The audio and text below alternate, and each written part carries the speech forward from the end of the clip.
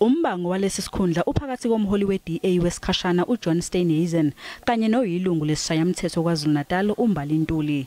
Angu-2089 amalungu e-DA azobe evota kulolukhetho. uMbalintuli wethembise ukuthi uzoletha uguquko kuleli qembu. I'm obviously very excited with the campaign that my team and I have run. I think that we've shown that we can do politics in a new way, a kind, strong and fair way. And this is exactly what I've been saying we need to show in South Africa.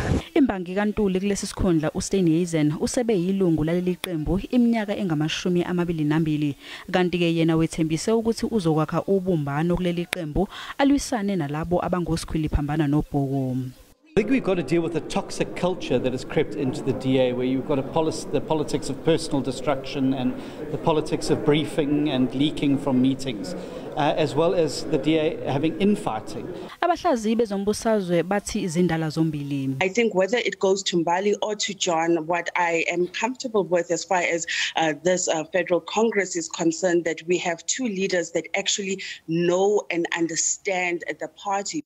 Ezinye ikhundla ezizovotelwa kubalwa kuzo esephini likasihlalo wesigungu esiphezulu seqembu nesikasihlalo wesigungu sezimali eqenjini.